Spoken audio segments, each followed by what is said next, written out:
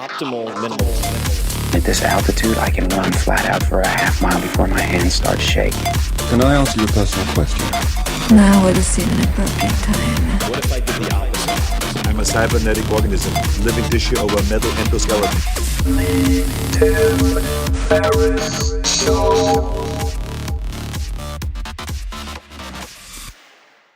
Hello, boys and girls. This is Tim Ferriss, and welcome to a very exciting edition of The Tim Ferriss Show. This is an in-between-isode, and that means that the format is a little weird. It's not a long-form interview, but it's a very, very important announcement. This is something I've been working on for around a year and a half, very intensely, and something diligent scientists have been working toward for 20-plus years, multiple decades. This episode features a recording of a press conference that I did last week announcing the launch of the world's largest psychedelic research center and the first psychedelic research center in the U.S. It is called the Center for Psychedelic and Consciousness Research, or research, if you prefer, at Johns Hopkins Medicine.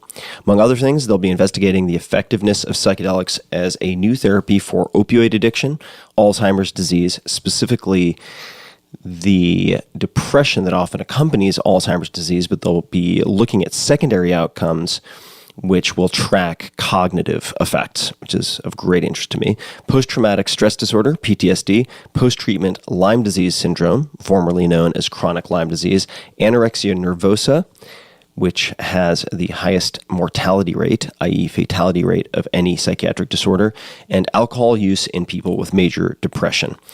The researchers hope to create precision medicine tailored to individual patients' specific needs. It's super exciting. I couldn't be happier, and it wouldn't have happened without generous support from Stephen and Alexandra Cohen at CohenGive, CohenGive on Twitter, Matt Mullenweg at PhotoMatt, M-A-T-T on Twitter, Blake Mycoskie at Blake Mycoskie, M-Y-C-O-S-K-I-E on Twitter, and Craig Narenberg. Many thanks also to Benedict Carey of the New York Times for investigating and reporting on this from multiple perspectives, as he's done for many, many years. He is at Ben Carey NYT, C-A-R-E-Y-N-Y-T on Twitter. As some of you know, I shifted most of my focus from startup investing to this field around 2015, and it's incredibly important to me that this watershed announcement helps to catalyze more studies, more ambitious centers, more scientists entering the field, and more philanthropists and sources of funding taking a really close look at psychedelic science. To that end, it's critical that more people realize there is much more reputational upside, much more reputational reward than reputational risk in supporting this important work in 2019 and beyond. And my hope is to broadcast this as widely as possible. And there are a few different ways to do that. One is to share the New York Times pieces that have come out. And there are a few different New York Times pieces that have come out covering this. One of them can be found at tim.blog/NYT or New York Times, spelled however you want. We'll forward to one article. So I would sincerely ask that if you're interested in this space, or if you find value in exploring this space, which I think holds the potential to treat what are considered untreatable or intractable conditions, then please share that URL and the announcement itself. I'm joined in the press conference with Dr. Roland Griffiths, and you'll hear intros later, so I'm not going to get into it right now, but Dr. Roland Griffiths, who's incredible, Dr. Matthew Johnson, who's incredible, and then also Audrey Huang, PhD, who is the moderator. And I will keep it short for now.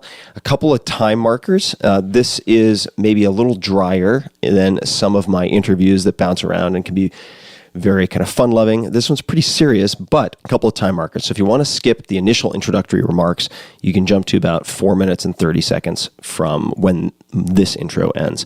If you want to go directly to my comments, if you're interested in why I would focus so much on this space, my personal reasons, my kind of macro level, big picture reasons, you can jump to about 11 minutes and 10 seconds. after I stop talking in this intro.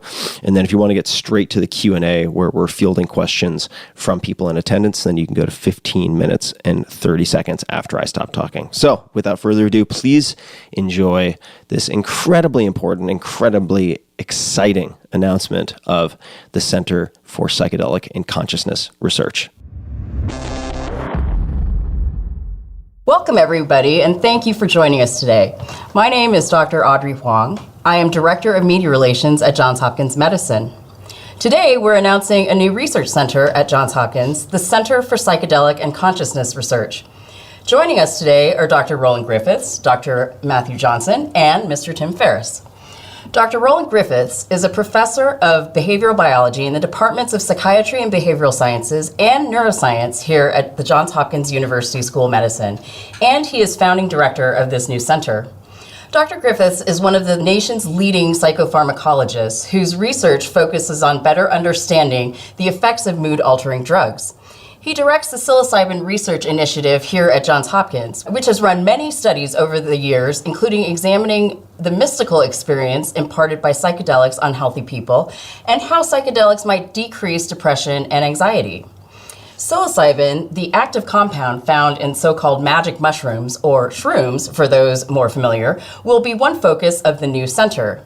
It was first purified and then made synthetically in the 1950s. At the time, psilocybin was legal and was among the psychedelics that rose to the center of the 1960s counterculture. In 1971, however, with the signing of the Convention on Psychotropic Substances Treaty of the United Nations, psilocybin was listed in the United States as a Schedule I drug, defined as having no accepted medical use and a high potential for abuse. It was because of Dr. Griffith's leadership that Johns Hopkins was able to gain regulatory approval in the year 2000 to reinitiate studies that help us better understand the effects of psychedelic drugs in healthy people. And now, nearly 20 years later, we're dramatically expanding the testing of psilocybin as therapy for serious health conditions, including major depression. To his left, we have Dr. Matthew Johnson, an associate professor of psychiatry and behavioral sciences here at the Johns Hopkins University School of Medicine and the associate director of the new center. Dr. Johnson is an experimental psychologist and an expert on psychoactive drugs and in psychology of addiction and risk behavior. An underlying theme of Dr. Johnson's career has been to understand and facilitate human behavioral change, particularly that which is fundamental to addiction recovery. Dr. Johnson also studies the behavioral and psychological effects of psychoactive drugs. He was lead author on the safety guidelines for human psychedelic research in 2008, which has helped to more safely usher in a new era of psychedelic research. Doctors Johnson and Griffiths together have studied the use of psilocybin in the treatment of tobacco addiction, in treating depression and anxiety in patients with life-threatening cancer, and in combination with meditation and other spiritual practices in generating positive psychological functioning. And on the end there, we welcome Mr. Tim Ferriss, one of the philanthropists who is making possible this Center for Psychedelic and Consciousness Research. Mr. Ferriss has been listed as one of Fast Company's most innovative business people and, a number of years ago, one of Fortune's 40 Under 40. He is an early-stage technology investor and advisor and has been involved with numerous startups, including Uber, Facebook, Shopify, Duolingo, among many others. Mr. Ferriss has authored 5 #1 New York Times and Wall Street Journal best-selling books, including The 4-Hour Workweek and Tools of Titans, the tactics and routines and habits of billionaires, icons, and world-class performers. The Observer and other media have called him the Oprah of audio due to the influence he has had with the Tim Ferriss Show podcast, the first business interview podcast to exceed 100 million downloads, which I'm sure now is at a much higher number. Thank you all for joining us today. So why don't you each say a few words about this new center, and then we'll open it up to questions. Dr. Griffiths, would you like to start? Yes, thank you, Audrey. So we're very pleased to announce the establishment of this Center for Psychedelic and Consciousness Research, which we believe to be the first such center in the United States and the largest in the world. Psychedelics are a fascinating class of compounds. They produce a unique and profound change of consciousness over the course of just several hours. For almost 20 years, we've been investigating the effects of psilocybin, which is the naturally occurring psychedelic found in the so-called magic mushrooms. And we've done so in studies with more than 350 participants and healthy volunteers. Remarkably, even months after study completion, roughly 80% of participants have rated their psilocybin experience to be among the most personally meaningful experiences of their entire lives, on par with the birth of a firstborn child or death of a parent. The establishment of this center will build on our past research that's demonstrated the therapeutic effects of psilocybin in people suffering from a range of challenging conditions, including studies we've conducted in anxiety and depression in cancer patients, nicotine addiction, and debilitating depression disorder. The center will also allow us to expand this research on psychedelics to develop new treatments for a wider variety of psychiatric and behavioral disorders, and Matt will be telling you some about this next. In addition, the center is going to allow us to extend our past research in healthy volunteers to now investigate the effects of these compounds on creativity and well-being, with an ultimate aspiration of opening new ways to support human thriving. I want to express my gratitude to the many research participants and patients who over the years have volunteered their time, and without whom we wouldn't have been able to advance this work. I also want to thank our funders. So the center is launching with $17 million in support from the Stephen and Alexandra Cohen Foundation and private philanthropist Tim Ferriss, who's with us today, Matt Mullenweg, co-founder of WordPress, Blake Makowski, the founder of Tom's, a shoe and accessory brand, and investor Craig Nurnberg. This funding will support a program of psychedelic research for 5 years and includes positions for 6 faculty member neuroscientists, experimental psychologists, and clinicians, as well as 5 postdoctoral scientists. The stable funding provided by the center will allow a quantum leap in psychedelic research, as well as the ability to train a new generation of graduate and medical students who want to pursue careers in psychedelic science. That is so exciting, Dr. Griffiths. Thank you. Dr. Johnson, would you like to say a few things? Sure, thanks, Audrey. I'd like to talk about the new clinical studies that we plan to do in our new center. We plan to focus on how psychedelics affect behavior, brain function, learning and memory, the brain's biology, and mood. We plan to explore the mechanisms by which psychedelics can contribute to general wellness.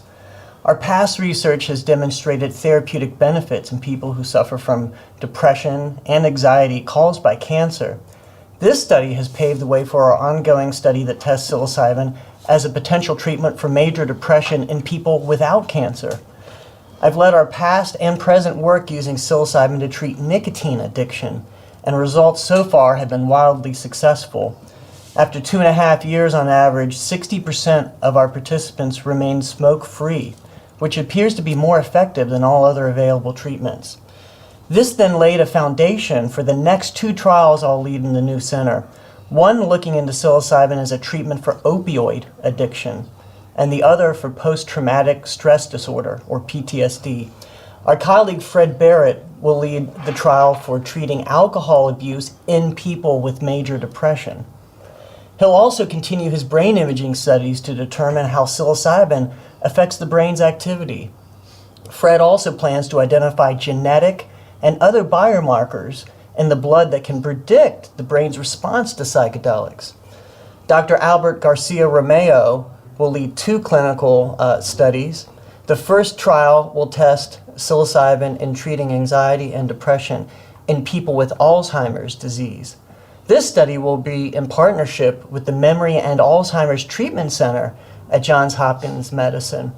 Al's second trial will partner with the Johns Hopkins Lyme Disease Research Center to treat emotional and behavioral symptoms of post-treatment Lyme disease syndrome, what was formerly known as chronic Lyme disease. Dr. Natalie Gukasian will lead the study using psychedelics as a therapy for anorexia nervosa. This study partners with the Johns Hopkins Eating Disorders Program. And finally, Roland will lead 2 fascinating studies not focused on treating illness, but exploring the betterment of well people. One study will examine the effects of microdosing, or taking extremely small doses of psilocybin, and the other study will examine the effects of psilocybin on creativity. Overall, I see psychedelics as a paradigm-shifting game changer in the treatment of mental health disorders, and as tools for understanding the brain's connection to mind and behavior. Our nation is experiencing an absolute crisis in mental health, with depression and addiction causing staggering numbers of deaths. We need to follow the data on psychedelics, but the funding of this center will allow us to actually produce those data, permitting us to cautiously bring the power of psychedelics to bear on mental health. So I'm extremely grateful to the center funders for making this possible. After Tim speaks, Roland and I are happy to answer questions about these studies too. Fantastic. Thank you, Dr. Johnson. And let's hear from the funders. Mr. Ferris, can you tell us a little bit about your motivation for helping us launch the center? I can. It's a real honor to be involved, and the motivations are multiple. And I'll start with the personal, and then we'll zoom out and look at the data, so to speak, and the macro level case. So on a personal level, I have, for instance, Alzheimer's and Parkinson's on both sides of my family. I have major depressive disorder and treatment-resistant depression on both sides of my family.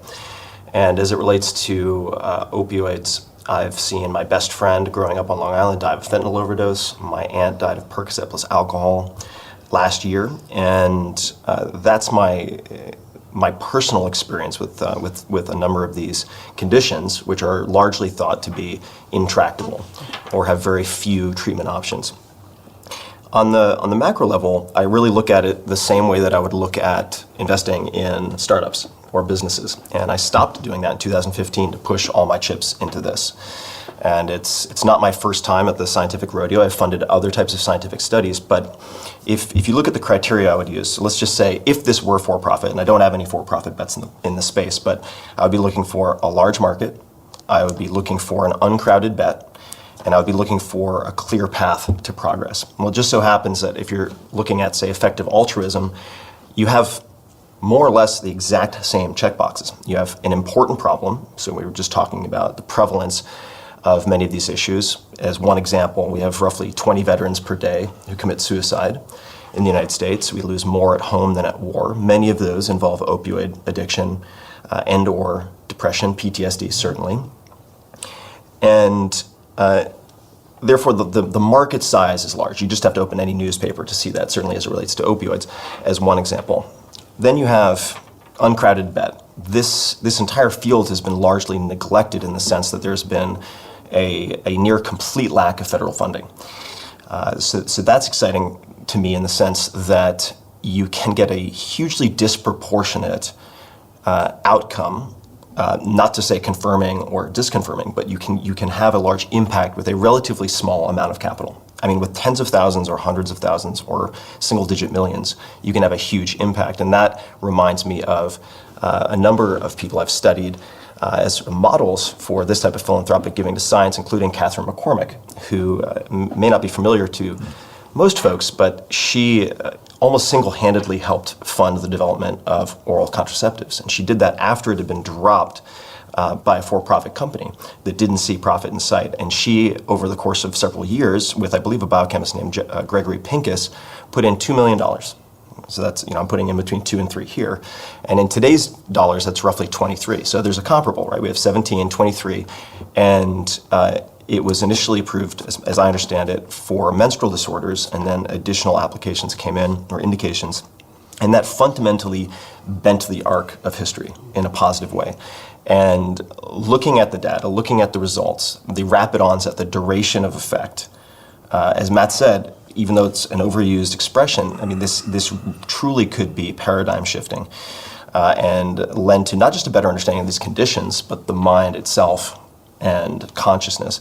And then I would say, last, tractable, right? Is there a clear path to progress? Yes, you have one of the most productive teams in the world who now with multi-year salary support can get incredible economies of scale with sharing resources across different studies, and you can unlock their full productive potential.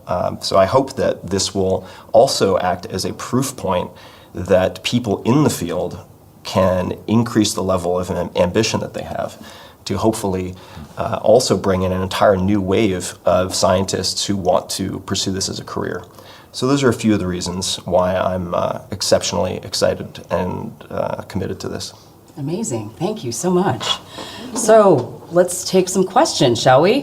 Why don't we start with a question that we collected earlier to Doctors Griffiths and Johnson. So you have an impressive lineup of studies that you'd like to do, ranging from anorexia nervosa to PTSD to post-treatment Lyme. They seem so wide-ranging. What is the evidence that psilocybin is going to help such a vast group of conditions? Well, we don't know, but we're very hopeful that psilocybin offers this opportunity for a transdiagnostic intervention. So what we know is from our studies with healthy volunteers and some of our patient populations that a single or a couple of sessions with psilocybin produce enduring positive changes, be it in reduction of addiction or reduction of anxiety or increased well-being in healthy volunteers. So this doesn't fit into any classic therapeutic model, at least in psychopharmacology, where you have a specific receptor target aimed at a very specific disease entity. And the potential promise here is to start with depression and some of these very defined conditions and then explore the generality of this effect. It's unknown, but it's a very exciting prospect. And I'll add that I really see psychedelics as inducing a mental and behavioral plasticity. So people should kind of look at all these disorders we're looking into and think, okay, does this sound like snake oil? How could it potentially treat this wide range of disorders? And as Roland said, we need to look at each one carefully, so we're going to be data-driven the entire way. But the exciting thing is there's evidence for these nominally different classes of disorders, depression, addiction, and addiction to different types of drugs. And that's the really exciting thing. And I really think of all these different disorders, whether it's depression in cancer or without cancer, addiction to this or addiction to that, as addictions broadly defined, a way of being stuck about a certain way of thinking about yourself and the world. The mind and behavior are stuck in a rut, and psychedelics are a powerful way to blast people out of that can have a lasting effect. That's amazing. That's an interesting way of thinking about it. Kayla, do we have any questions? Our question comes from Christopher Wanjek with Live Science. Please go ahead. Yes, hi. I'm wondering what lessons he might have learned from the 50s and 60s. It's kind of like, here we go again. I mean, what did Timothy Leary do wrong? Why was it made illegal in 1970s that the whole world came together and questioned the practicality of this natural substance? Sure. I mean, this field is chock full of lessons from the past, and we've been studying those lessons for a couple decades here and taking them very seriously. One, these substances do have risks, and none of our research should encourage, do it yourself at home. And one of Leary's mistakes, he did some brilliant research too, but one of his mistakes is more widely encouraging use. So that's something we've never done and never plan to do. And another was a lack of being very clear about what the risks are. Fortunately, the classic psychedelics like psilocybin aren't drugs of addiction, but they can be abused, which is to mean used in a dangerous way. They can cause lasting harm in people with schizophrenia and disorders like that. The bad trip can happen in anyone, a panic reaction essentially that can lead to harm, especially in an unsupervised environment. Sometimes in recreational use, never in research, interestingly, but in recreational use you see lasting perceptual harms. Pretty rare, but it shows up. So fortunately we can mitigate all of those risks in research. We could squarely screen and monitor and follow up with people to make sure we absolutely minimize those. So that's really the strongest lesson for me. It's like we have to study the good, the bad, the ugly, and, call it out. These aren't for everyone. There are risks. If I can just add to that. So when we initiated our research program, it was unknown to us what the real risk profile was.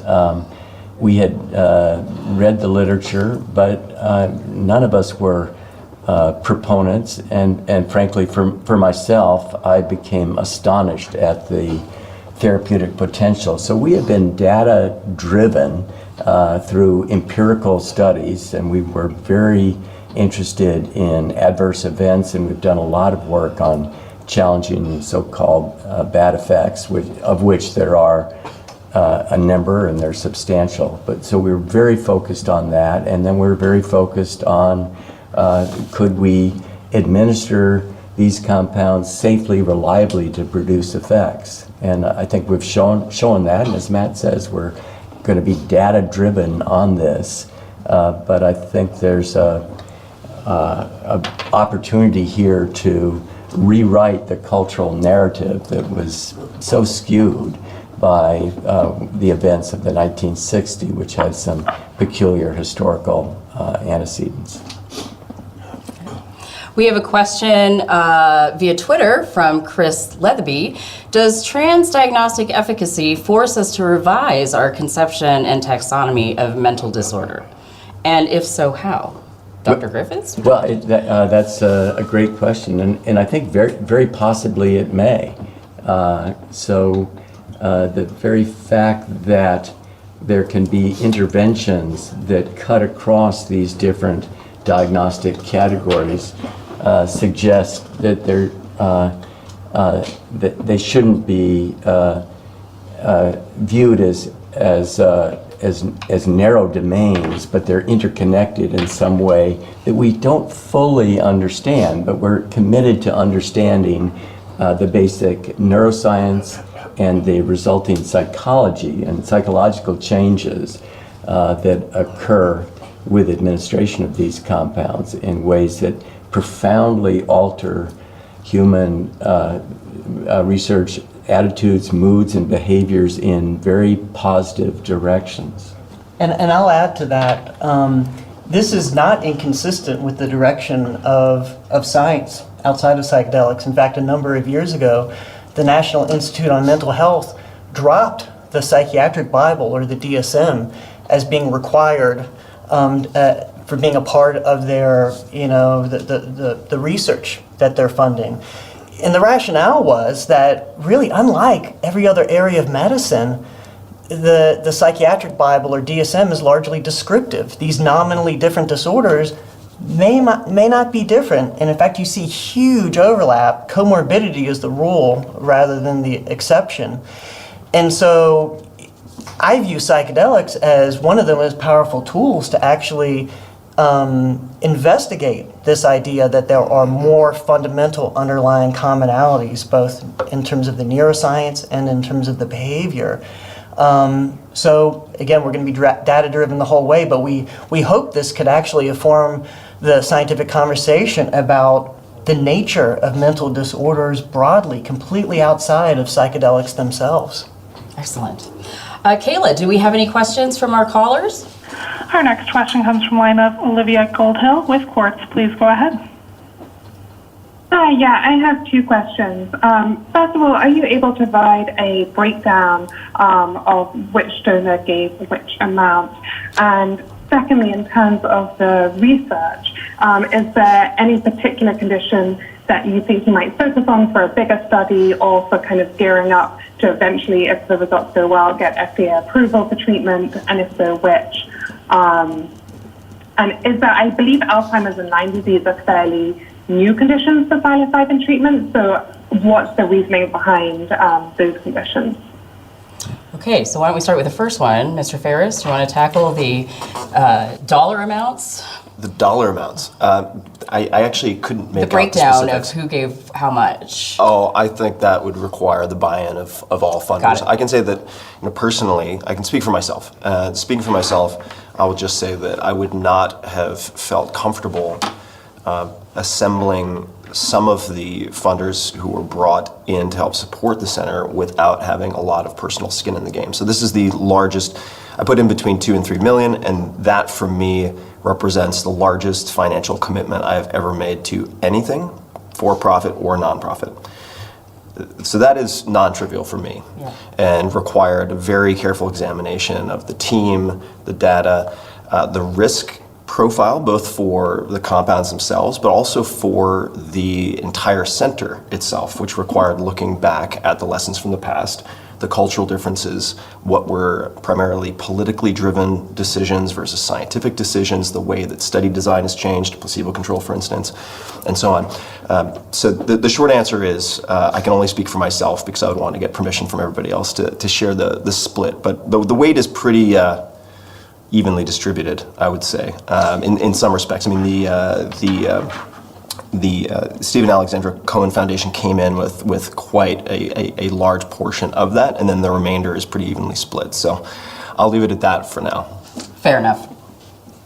And then the second part of the question was, is there any particular study of the many that you're doing that's maybe you're more hopeful about leading to eventual FDA approval?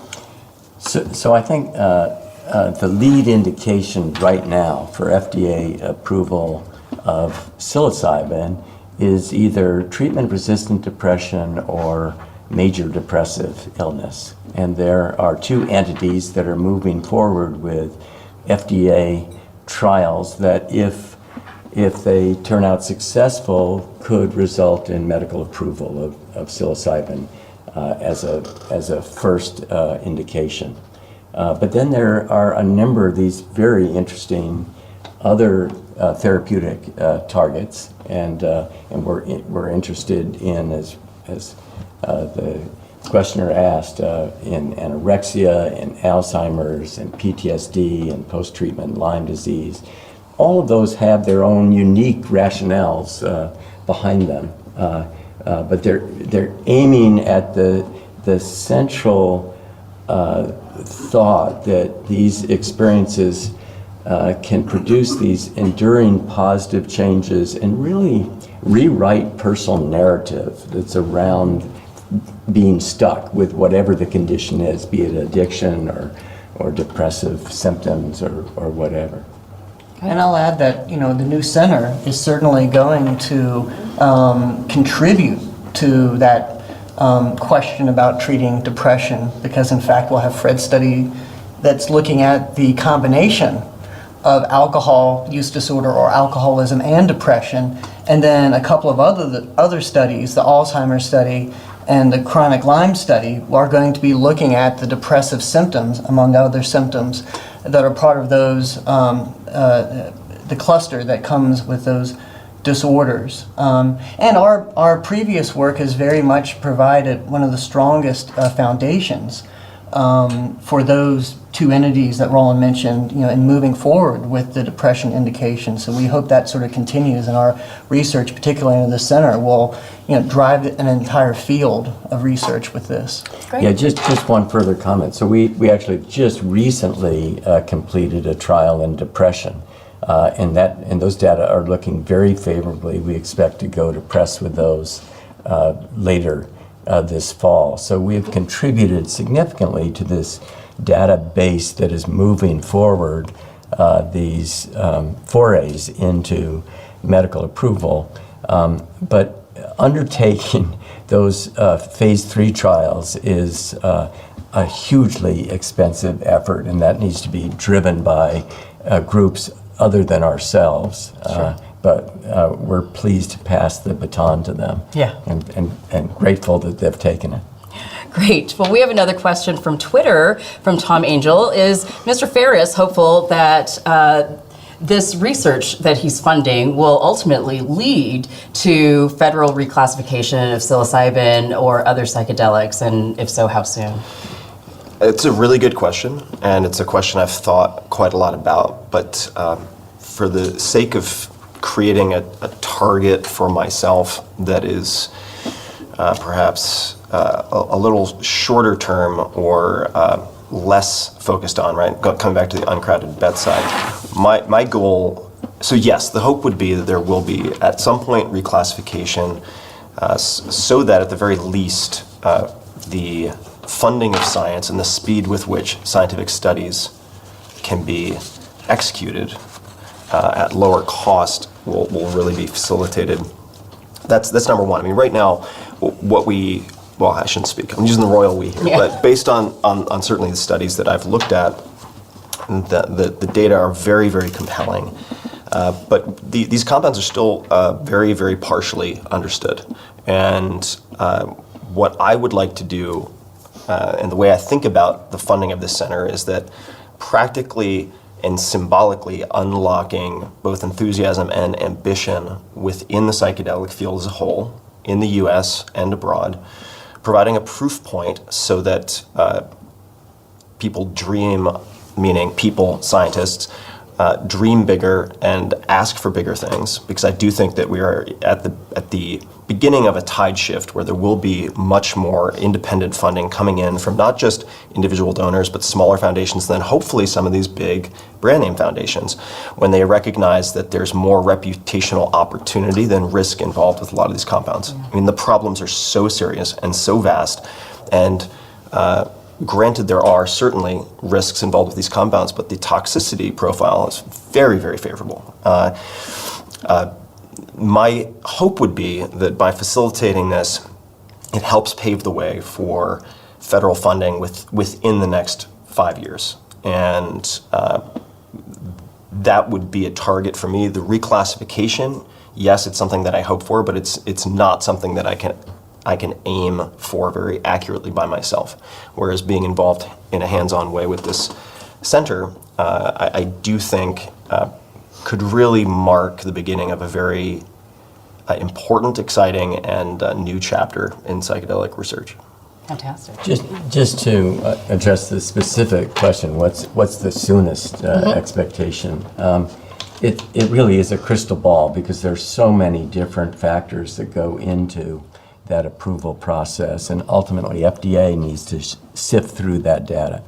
But I would guess 5+ years before approval for a depression indication. It might become available somewhat sooner if some provisions are opened up for compassionate care. Yeah. But this is an unknown and uncertain course as to how it unfolds. Yeah. Let me add one more thing if I could. So another reason, coming back to the why now question, is that good science takes time.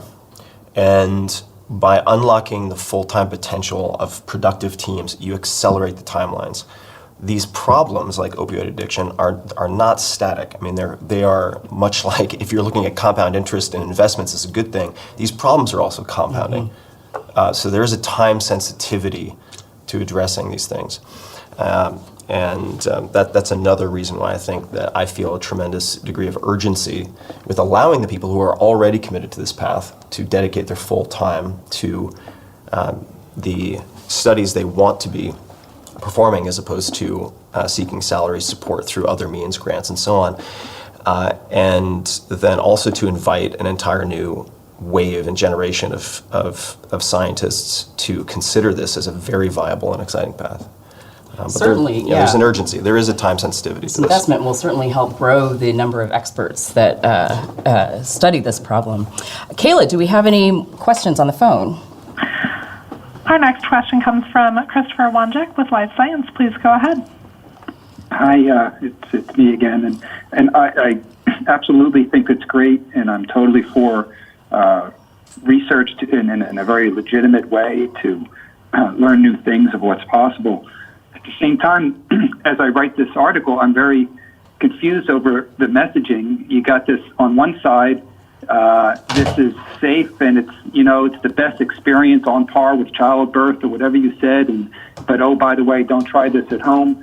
And keeping in mind what has happened with marijuana as well, and the legalization. And I was down in Florida just a couple weeks ago, and it's being sold in tourist shops in lozenge form for any old thing. And so I just don't understand how I can write a responsible message about the potential use and dangers of this when part of your message is that it's so wonderful and it's been used for so long? Dr. Johnson? Well, it might be helpful to point to some analogies. I mean, you look at some of the extreme sports, extreme surfing and, flying with the wings, jumping off of mountains. I mean, experts, die doing those things. Those are, very risky activities, but you talk to those folks and they're going to tell you, they're in these flow states that are, probably remarkably similar to some of the mystical experiences that we're talking about. We can't ignore what it is. You could say, that's fascinating. What is it like for someone to skydive or to, surf a giant wave? You can do that with at the same time telling folks, hey, don't do this in risky circumstances. For example, if you're not in one of our studies or an eventual, approved clinical use. So there are plenty of extraordinary things. I mean, the number of examples I could think of is broad. Travel to extreme places, having many interesting experiences can have both indescribably wonderful claimed benefits as well as come along with extreme dangers. So we just got to lay it all on the table and be very clear about both the benefits when those risks are cautiously mitigated and addressed in what we are doing and in hopefully future clinical use if the data leads us there, but also what the risks are out there, sort of in the wild where those mechanisms aren't in place. Yes, so let me just comment further on the risks. I mean, and they're very real, and we have been absolutely dedicated to communicating about those risks. So when these substances are given to carefully screen volunteers in the laboratory, in our situation, we know that we can mitigate risks. But part of that is done by screening people out who shouldn't receive these compounds. So if people have predispositional characteristics towards psychotic illness, there's concern that some experiences with these compounds might precipitate enduring schizophrenia-like illness, which would be an absolute catastrophic outcome. And so that's a very serious outcome.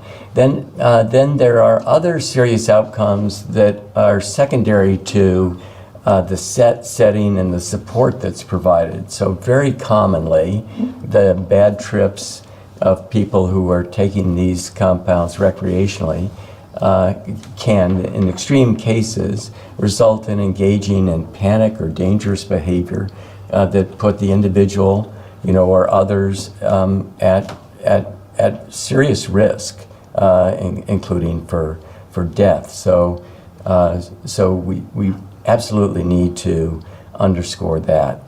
We did a large survey study with people who had taken psilocybin in unmedically supervised conditions, asking them about their very worst experience. So this isn't representative of the entire population of all people who've taken psilocybin, but among those people who were describing the consequences of their most challenging experiences, about 10% said that over a year later, they had some kind of enduring psychological difficulty, many of whom sought out professional help for that. And so we need to be very humble about what we don't know and the potential serious side effects and consequences if these compounds aren't administered under carefully supervised conditions. Yeah, of course. And I want the doctor to please jump in and correct me if I mess anything up. But I think there are a few things worth noting. From a personal perspective, if someone were to ask or insist that I put $1 million into lobbying for or against psilocybin or mushrooms being available at every CVS, I would be against. And at the doses that we're considering, the way that I think about it, again, is almost if you were to consider something that is innocuous enough to be available over the counter as, say, some type of Bengay or ointment that you rub on an achy knee, compared to many of the studies that are being conducted, which I would consider closer to, say, a very, very fascinating and effective, in many cases, form of knee surgery. You don't want to DIY your knee surgery, as useful as it might be, and the therapeutic wrapper around which these are administered are incredibly important. So if as Dr. Johnson was mentioning, if there is a window of plasticity, the means of administration sort of determines to some extent how that Play-Doh gets molded, and how does that plasticity then manifest itself. So I'm very optimistic and excited to fund and support research, but I would be certainly in the against camp for the foreseeable future of having this available over the counter, because there's so many other conditions that are important to get right. So it's definitely inpatient, not outpatient, from my perspective. And one more thing, and I want you guys to chime in on this. My understanding of these compounds is that if you try to use them too frequently, they lose their efficacy. So there is sort of a self-regulating aspect to these compounds that make them less likely on some level to result in sort of compulsive addictive use. Yeah, our strong suspicion is exactly that the more frequent use, the less salience. All of our evidence suggests it's the nature of the experience, not just hitting brain receptors. It's the nature of the experience someone has during the session that predicts whether you've quit smoking, whether you have less depression and anxiety 6 months later, a year later. So, that's going to be different if someone is taking it every weekend. So I absolutely agree. And another point related to both what you said and what the question was, it's just this comparison to cannabis. I think one of the most important things that's understandably, not often seen when writing about this area of research is that this research that we and others have done has gone along a completely different trajectory in comparison to the medical, cannabis movement. In fact, we've done things and are continuing to do things exactly the way that the federal authorities have always wanted, cannabis and cannabinoids to be developed. Not encouraging, local initiatives, not encouraging medical use on your own outside of approval by the FDA, but going through the FDA pathway, phase 1, 2, and 3 trials that may lead to approval. And in fact, the FDA deserves a lot of credit here in being extremely open to this research and following the data like we have been doing. Great. I want to get back to the phone. Kayla, are there any questions waiting for us? Our next question comes from Olivia Goldhill with Quartz. Please go ahead. Hi, just to check, I believe the anorexia study is the first of its kind looking at psilocybin to treat anorexia. Are any of the others going to be the very first of its kind looking into psilocybin to treat a particular condition? Yes. Most of our studies are looking at targets that haven't been investigated previously with psychedelics. So anorexia is one, the Alzheimer's disease is one, PTSD hasn't been systematically investigated in modern times, opiate use disorder has not been investigated, post-treatment Lyme disease has not been investigated. So the range of studies that we're going to undertake are all looking at novel interventions. Great.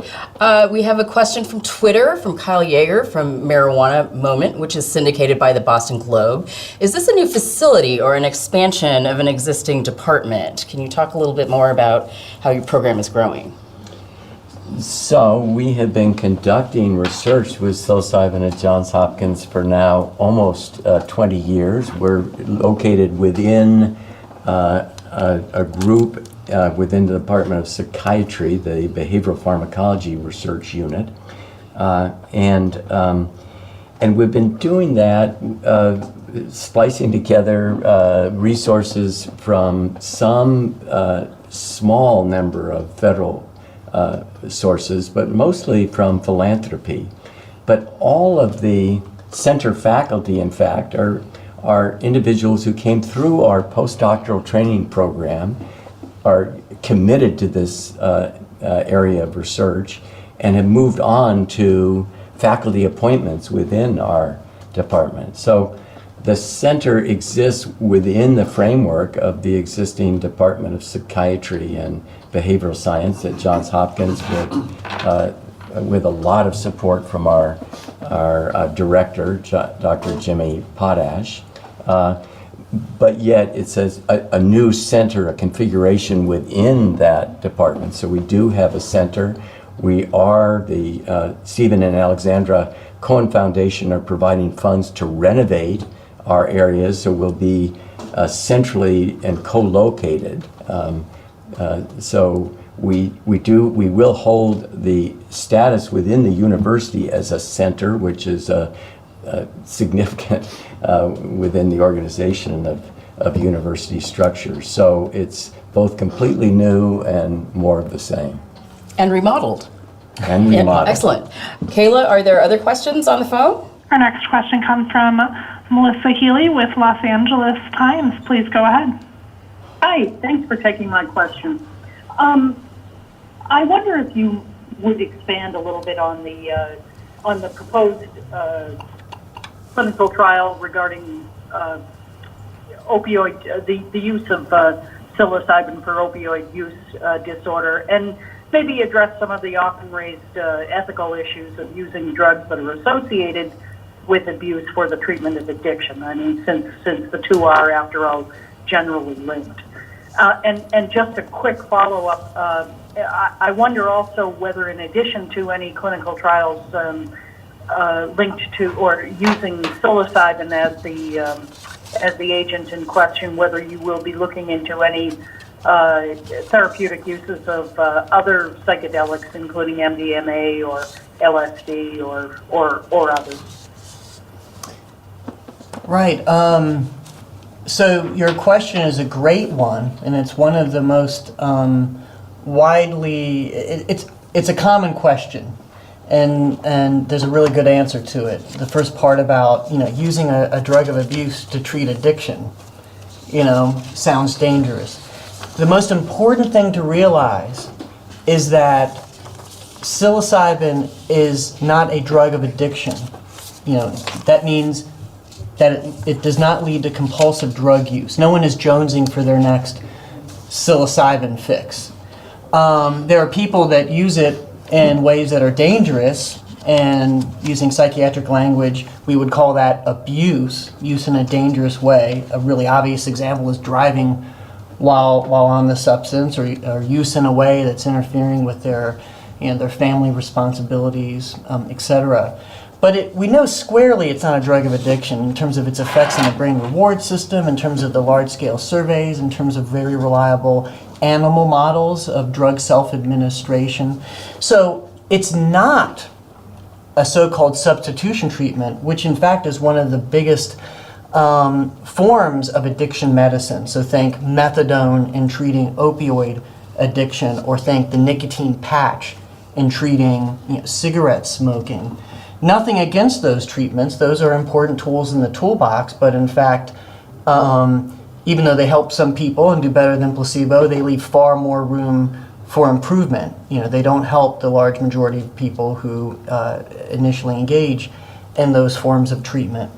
So it's nice that psilocybin is not going to be used in a compulsive, addictive fashion by people who are exposed to it one or a few times in these types of studies. And we have never seen evidence of people being exposed to psilocybin in studies who go on to have some sort of compulsive, drug use pattern in using psilocybin. So we actually think, compared to things that are commonly done in addiction medicine, methadone itself is addictive, nicotine itself is addictive, and other psychiatric there are all kinds of addictive psychiatric medications, from the sleeping drugs to amphetamine, which is Adderall and other ADHD drugs. It's really nice that psilocybin is in fact not an addictive drug. And if I can just address the question about other substances. So the center application as it was conceived is focusing in on psilocybin because that's the compound that we know. But indeed, there are variations in psychedelics that are of deep interest to us. We actually have also run studies with salvinorin A, which is a kappa opioid short-acting hallucinogen. We've also looked at dextromethorphan, which is an NMDA antagonist similar to ketamine.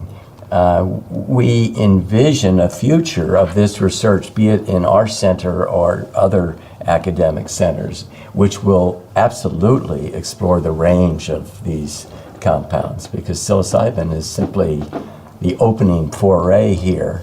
And if we really think about the opportunity to explore radical behavior change and investigation of the nature of conscious experience, we should look at all the tools in the toolbox. And the really cool thing about this field is that thanks to chemists like David Nichols and Alexander Shulgin, there are literally hundreds of psychedelic compounds, all of which have slight variations in terms of which receptors they hit and then how strongly they hit and different receptor profiles in the brain. So we have an absolute library that can be tested, but we're moving cautiously with the one that we know most about and the most safety data on. All right, we have one from Twitter from Boca Can. What other similar research is happening in the United States currently? Well, there are, since we initiated this work, there are a number of academic centers now that have gone online, and it's just very gratifying to see this, this whole area of research expand. So New York University has studies going on. They conducted a key study along with us in cancer patients. They're doing a study now in psilocybin treatment of alcohol use disorder. University of Alabama is doing a study on psilocybin treatment of cocaine dependence.